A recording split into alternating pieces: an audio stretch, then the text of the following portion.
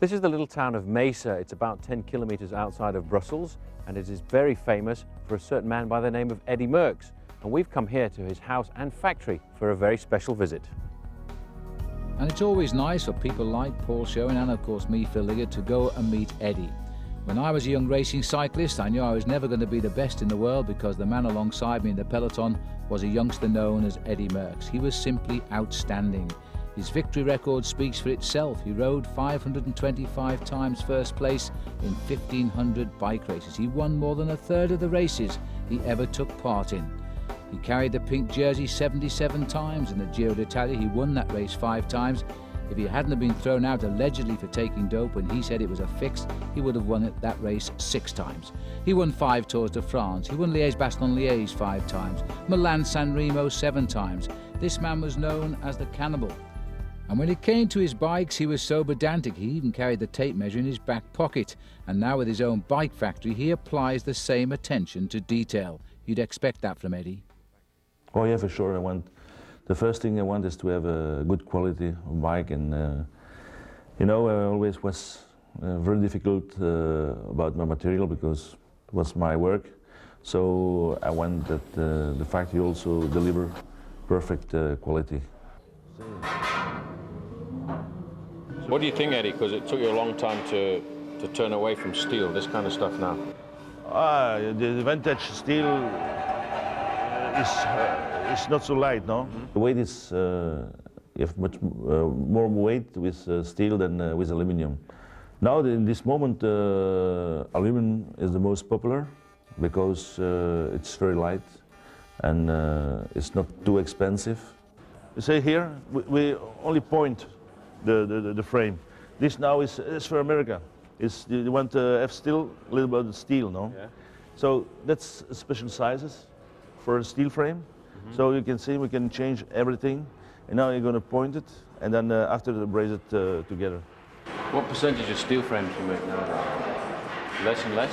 Oh yeah, maybe 5 or 10% of the production is steel. All the rest is aluminum and titanium.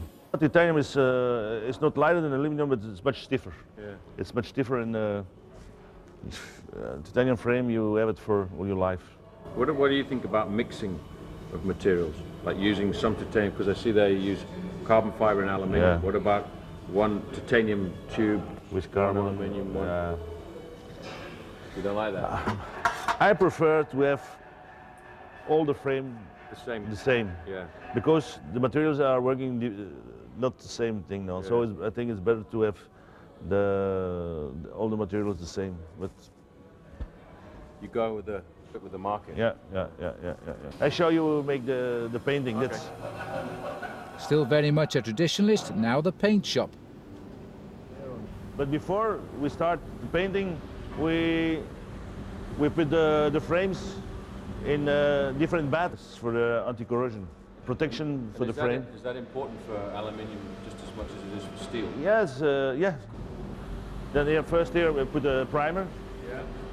And then we start painting the first color, and then after they put decals on, like this. See the different decals, and then they start painting the different colors. Each bike is completely different, handmade. Handmade. Never two the same. No, never two the same. And that's then a finished bike. So you have blue, you have silver, you have white, and you have orange color, and then you have clear. So then the decals. There's no decal. No, yeah, there's the painting. You put the decals on first, and then you pull them off one at a time. Pull them off. Yeah. We pull them off after, and then you put clear. You know, you were a fanatic with the bike. Was Axel a little bit the same, or does he just get on and ride? No, I will not say only, but not so fanatic as me. I think nobody exists. I was too fanatic maybe, but it helps me for the factory because I think you had a lot of experience in the race, and that's very important to have the feeling when you're on a bike and what you like, what you don't like. If I walked into a shop in America, I wanted an Eddy Merckx bike, specific size, and I wanted personalized finishes on it. How long would it take me from ordering it to getting it in the States? Yeah, it depends how fast they order to me. When they order to me, I think 8 weeks. Then you can have a special order, special design. You name on 8 weeks. And, yeah. Eddy, if you could make more bikes, would you? Or are you just happy to keep the company at the size that it is and keeping everything in, tip-top, perfect I want condition? to have the factory at this size because I want to have the control of all the quality of my frames. I'm thinking I will be proud about my product, and also people who's using the product are very comfortable and also very happy. So that's, for me, a big victory. That's good. The only one that's a bike from 72 who I beat our record with this.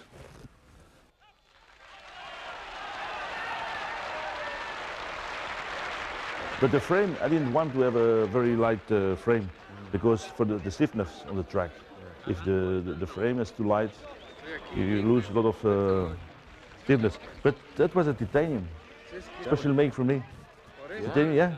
1972. 1972. That's probably the first ever titanium stem. How much do you reckon this bike would be worth? No, I don't sell it. I don't sell it. 100,000? No, I don't sell it. I'm going to put it in a museum in Brussels. Yeah? Yeah.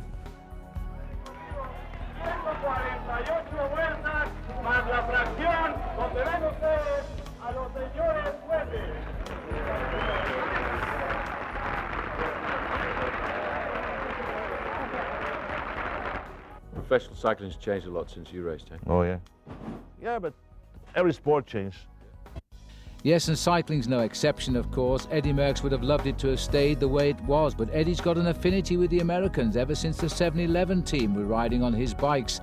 Andy Hampson, who won a Tour of Italy and rode so well in a Tour de France.